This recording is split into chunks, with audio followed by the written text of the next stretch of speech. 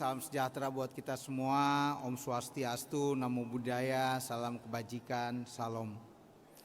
Yang saya hormati Bapak Ketua Dewan Pengurus Nasional IAI, Pak Ardan, Ketua Dewan Penasehat, dan para sesepuh IAI yang hadir, serta para pengurus IAI dari seluruh Indonesia, dan para hadirin yang hadir pada acara ini.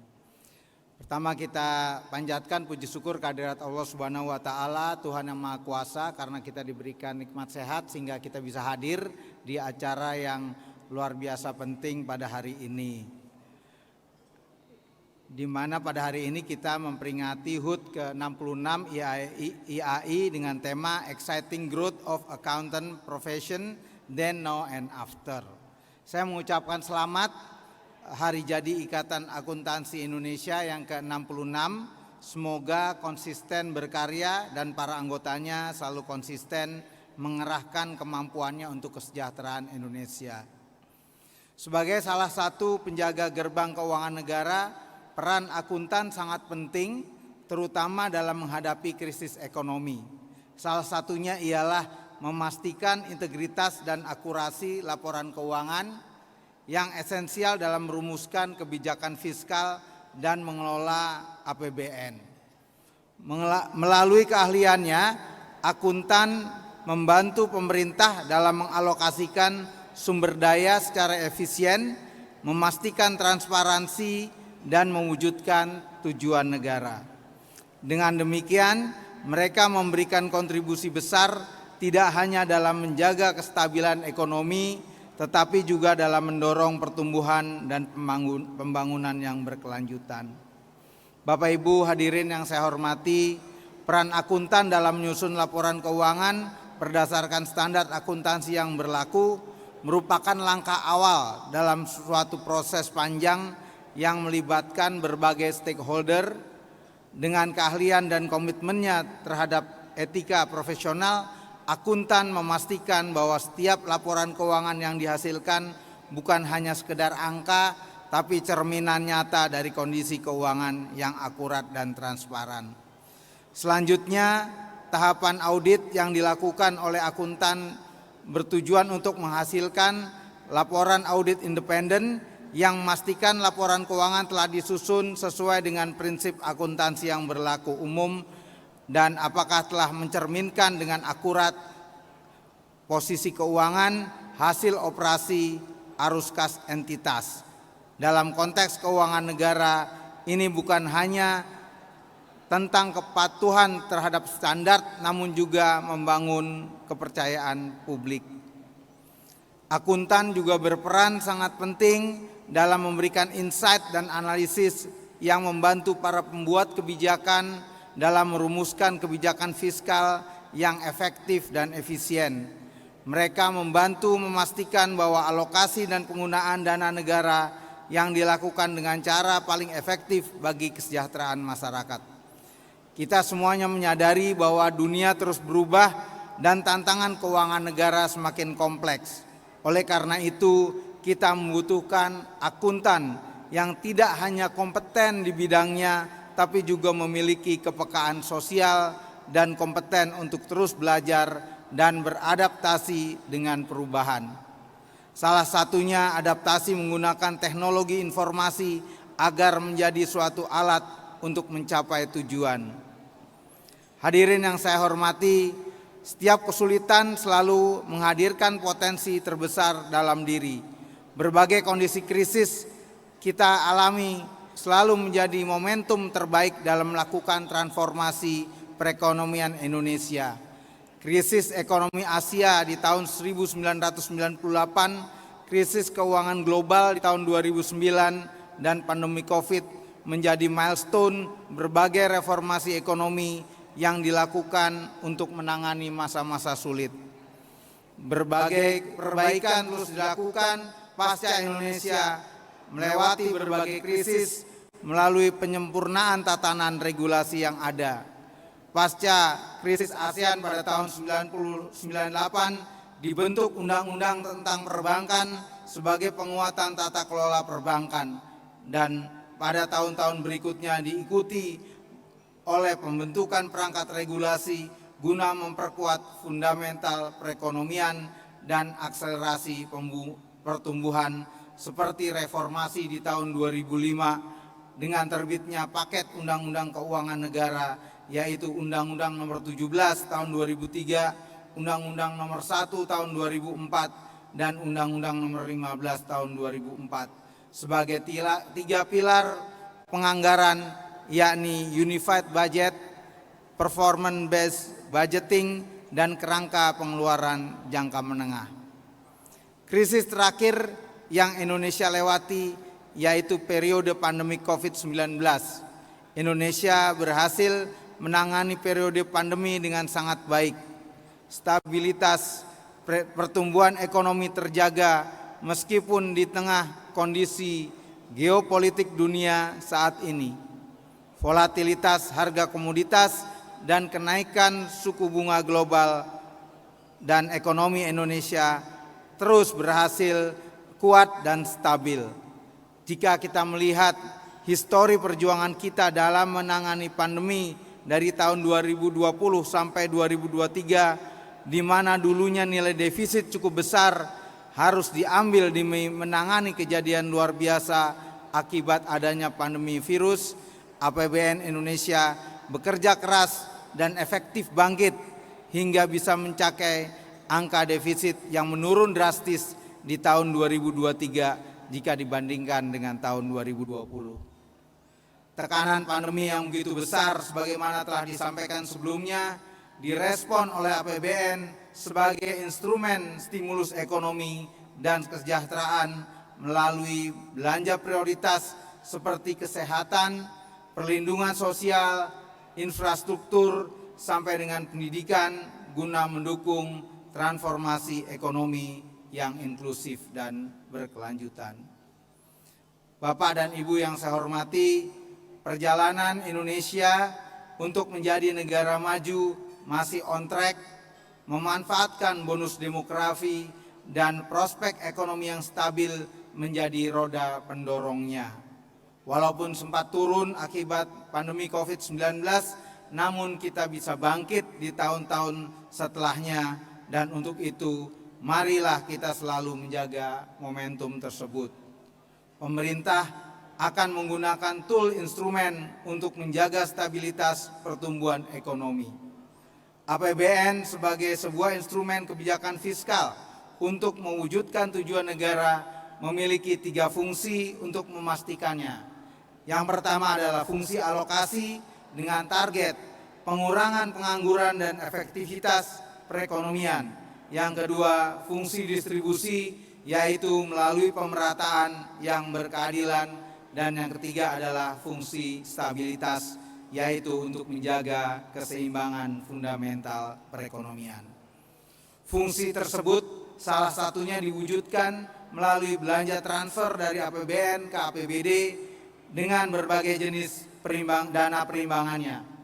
Instrumen APBN dan APBD menjadi penggerak utama dalam memastikan tercapainya sasaran pertumbuhan ekonomi, menciptakan lapangan kerja, menghilangkan kemiskinan, dan mengurangi gap kesenjangan demi kesejahteraan masyarakat yang adil dan makmur. Beratnya peran instrumen APBN sebagai tools dalam kebijakan fiskal tergambar dalam grafik berikut. Perjalanan APBN sebagai shock absorber mampu meredam berbagai gejolak, di mana pada tahun 2020 kita menghadapi keadaan abnormal yang membutuhkan extraordinary policy. Lalu bagaimana kita mengatasi dan berdamai dengan kondisi pandemi pada tahun 2021, dan kemudian kita mencoba bangkit dengan reform policy, dan di tahun ini kita kembali kepada kondisi fiskal yang telah terkonsolidasi. Peran sebagai shock absorber yang berperan sebagai counter cyclical dalam menghadapi kondisi goncangan global harus didukung oleh semua pihak, sebab keadaan tersebut memaksa pemerintah untuk dapat mengambil langkah nyata dan tidak boleh terlambat demi menjaga keuangan negara sekaligus perekonomian nasional. Dukungan tersebut dapat diberikan oleh para akuntan. Oleh karena itu, mari kita bersama melihat lagi standar akuntansi kita saat ini, apakah sudah mampu mendukung kebijakan countercyclical untuk menjaga kondisi keuangan negara dan perekonomian demi mewujudkan kesejahteraan masyarakat. Dalam kaitannya dengan perekonomian, kita harus menjaga stabilitas neraca ekonomi yang sejatinya harus selalu berpasangan dan saling mendukung, yakni neraca dari sisi fiskal dan neraca dari sisi moneter. Neraca moneter menggambarkan bagaimana kondisi sektor keuangan yang dikelola oleh bank sentral dan sisi satunya neraca fiskal yang dikelola oleh pemerintah. Neraca fiskal memiliki dua saluran kebijakan untuk menstabilkan perekonomian, yaitu automatic stabilizer yang berubah secara otomatis mengikuti perubahan kondisi perekonomian dengan contoh pajak penghasilan, dan discretionary measure yang menggambarkan seberapa besar kebijakan tersebut mampu memberikan stimulus. Apakah memiliki multiplier efek yang tinggi, dan dari sisi timing, ketepatan waktu, jangka lama termasuk juga komposisinya. Stimulus fiskal harus selalu timely dan tidak boleh telat sedikit pun. Targetnya pun harus jelas dan bersifat temporer. Neraca fiskal dan moneter harus selalu dimanage dengan baik karena kadangkala kita dihadapkan pada kondisi harus berkontraksi dan berekspansi sesuai dengan dinamika perkembangan global dan domestik. Pengelolaan keuangan negara sangat mempengaruhi bagaimana perekonomian nasional bergerak. Untuk itu kita harus selalu mengawal sekaligus mencermati berbagai sektor. Keuangan negara dengan berbagai reformasinya telah mampu menopang perekonomian kita selama ini. Namun kita masih memiliki tantangan dari segi pertanggungjawaban. Saat ini pemerintah pusat sudah mendapatkan 7 kali berturut-turut opini terbaik dalam laporan keuangannya, dan pada saat yang sama sebagian besar Pemda juga telah mendapatkan opini WTP. Namun ketika kita berbicara sebagai suatu negara kesatuan yang utuh, maka kita dihadapkan pada bagaimana validitas konsolidasi pencatatan dan pelaporan keuangan pemerintah pusat dan pemerintah daerah. Selain itu, tantangan kedua yakni bagaimana pencatatan konsolidasinya di berbagai lembaga non-pemerintah namun memiliki andil besar dalam perekonomian seperti Bank Indonesia, OJK, dan lembaga lain sebagai sebuah cerminan neraca negara. Dan terakhir, tantangan ketiga, bagaimana pencatatan dalam suatu lembaga yang memiliki struktur dan kewenangan baru seperti OIKN.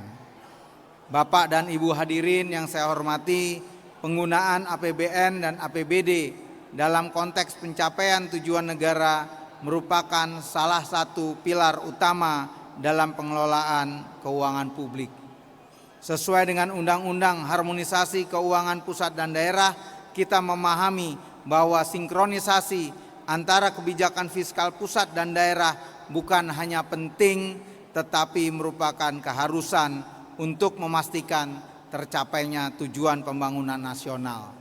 Ini bukan sekedar tentang alokasi anggaran, melainkan tentang bagaimana setiap rupiah yang dianggarkan dapat efektif mencapai sasaran pembangunan yang telah ditetapkan.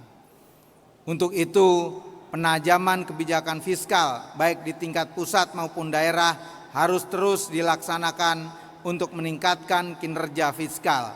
Hal ini mencakup penerapan sinergi dalam bagan akun standar yang memungkinkan kita untuk lebih efektif dalam melakukan intervensi fiskal di setiap siklus pengelolaan keuangan publik. Dengan sinergi ini, kita dapat memastikan bahwa setiap intervensi fiskal yang dilakukan, baik di tingkat pusat maupun daerah, tidak hanya terkoordinasi dengan baik, tapi juga mampu memberikan dampak maksimal bagi kesejahteraan rakyat dan kemajuan bangsa. Di tengah era transformasi ekonomi yang membawa gelombang inovasi sekaligus tantangan baru, transformasi ini tidak hanya mengubah cara kita dalam bekerja, tetapi juga cara kita dalam mensikapi hal-hal tersebut. Bapak dan Ibu hadirin yang saya hormati, perkembangan APBN sampai dengan bulan Oktober tahun 2023 terjaga baik, namun perlu mewaspadai realisasi belanja yang menunjukkan perlambatan. Realisasi pendapatan negara hingga Oktober 2023 mencapai 2.240,1 triliun, yaitu 90,9% dari target APBN 2023 dan tumbuh 2,8% year on year. Penerimaan pajak telah mencapai 1.523,7 triliun, yaitu 88,7% dari target, tumbuh positif 5,3% year on year. Penerimaan kepabeanan dan cukai mencapai 220,8 triliun atau 72,8% dari target dan terkontraksi sekitar 13,6% year on year. Sementara penerimaan PNBP mencapai 494,2 triliun, yaitu 112% dari target APBN atau tumbuh sekitar 3,7% year on year, melandai dibandingkan bulan September yang tumbuh 4,6% year on year. Sementara dari sisi belanja negara mencapai 2.240,8 triliun atau 73,2% dari pagu APBN, yaitu terkontraksi sekitar 4,7%. Komponen belanja pemerintah pusat telah terrealisasi 1.572,2 triliun atau 70% dari pagu. Sementara untuk transfer ke daerah, realisasinya adalah sekitar 668,5 triliun atau sekitar 82,1% dari pagu, yaitu lebih rendah dibandingkan bulan September yang growth-nya sekitar 3,3%. Dalam menghadapi berbagai peristiwa yang berdampak serius pada perekonomian nasional, APBN mempunyai peran yang vital dalam menjalani fungsi sebagai shock absorber. Hal ini tercermin dalam beberapa komitmen penggunaan APBN untuk melakukan perlindungan sosial dalam rangka menjaga daya beli, yaitu sebesar 476 triliun. Anggaran ketahanan pangan untuk pengendalian inflasi pangan sebesar 100,4,2 triliun dan anggaran infrastruktur sebesar 391 triliun untuk menurunkan disparitas harga serta anggaran subsidi dan kompensasi sebesar 339,6 triliun. Dan apresiasi pengendalian inflasi melalui pemberian insentif fiskal sebesar 76,7 triliun. Belanja APBN pemerintah pusat tahun 2023 mampu memberikan manfaat nyata kepada masyarakat melalui berbagai program yang dinikmati langsung oleh masyarakat, misalnya terkait dengan perlindungan sosial petani dan UMKM melalui PBI-JKN yang dinikmati langsung oleh sekitar 96,4 juta masyarakat sebagai peserta. Di sisi pendidikan, program Indonesia Pintar senilai 8,4 triliun untuk 14,3 juta siswa, dan dari sisi infrastruktur nilainya mencapai 129,7 triliun, antara lain untuk sarpras pendidikan, sanitasi, spam, dan lain-lain. Menyongsong tahun 2024, DPR secara resmi telah menyetujui rancangan undang-undang terkait APBN tahun 2024 menjadi undang-undang dengan tepat waktu dan dijaga akuntabilitasnya melalui audit BPK. APBN tahun 2024 disusun dengan asumsi indikator makro yang optimis namun tetap waspada terhadap dinamika yang akan terjadi dan bertujuan untuk mengakselerasi pertumbuhan dengan mewaspadai dinamika ketidakpastian global. Beberapa isu seperti pendidikan, pelinsos, infrastruktur, IKN, ketahanan pangan, kesehatan, dan hukum merupakan isu yang termasuk belanja prioritas pada APBN tahun 2024 untuk mendukung transformasi ekonomi inklusif dan berkelanjutan. Kita senantiasa mendorong APBN untuk dapat menciptakan standar pelayanan minimum yang mengarah pada pemerataan dan mutu pelayanan publik melalui insentif dari beberapa sektor, isu pendidikan, kesehatan, dan pengembangan diri. Pengelolaan keuangan negara membutuhkan kesiapan dengan berbagai bentuk dan variasi yang tidak hanya satu bentuk, sehingga diperlukan strategi kebijakan fiskal yang efektif. APBN yang sehat adalah fondasi perekonomian untuk mewujudkan kesejahteraan dan menopang pembangunan yang berkelanjutan untuk mewujudkan kesejahteraan yang berkeadilan. Dalam hal ini, saran dan expertise dari Bapak Ibu para akuntan yang sangat kritis dalam mencatat dan melaporkan APBN agar pengelolaan keuangannya lebih baik menjadi sangat penting. Transformasi keuangan merupakan pekerjaan yang mesti dikerjakan oleh setiap elemen terkait, tidak hanya oleh pemerintah, tapi termasuk profesi keuangan yang memiliki andil di dalamnya, termasuk akuntan. Akuntan melakukan guidance, juga menerapkan prinsip-prinsip berbisnis, tapi juga mempengaruhi struktur ekonomi secara keseluruhan. Dalam menghadapi dinamika ini, ada kebutuhan mendesak untuk menyeimbangkan pengelolaan risiko jangka pendek dengan visi jangka panjang. Ini berarti bahwa sambil merespon tantangan sehari-hari seperti fluktuasi pasar dan perubahan teknologi, kita juga harus membangun fundamental ekonomi yang kuat yang dapat menopang pertumbuhan berkelanjutan. Kita harus memastikan bahwa inovasi yang kita hadirkan tidak hanya mendorong kemajuan yang sifatnya seketika, tapi juga memperkuat fondasi ekonomi untuk menghadapi tantangan ke depan. Oleh karena itu, strategi kita harus fokus pada investasi dalam pendidikan, infrastruktur, dan teknologi, sambil juga mempertahankan kebijakan yang sehat untuk stabilitas fiskal dan moneter. Pendekatan yang terintegrasi ini akan memungkinkan kita untuk tidak hanya bertahan, tetapi juga berkembang di tengah perubahan dan tantangan global yang cepat dan tak terduga, yang tentunya kita jaga dengan baik. Semoga setiap andil yang telah diberikan oleh segenap komponen bangsa, utamanya para akuntan bersama pemerintah, dapat menghadirkan terpenuhinya tujuan negara, yakni memajukan kesejahteraan umum melalui peningkatan kinerja pengelolaan negara. Demikian, billahi taufik wal hidayah. Wassalamualaikum warahmatullahi wabarakatuh.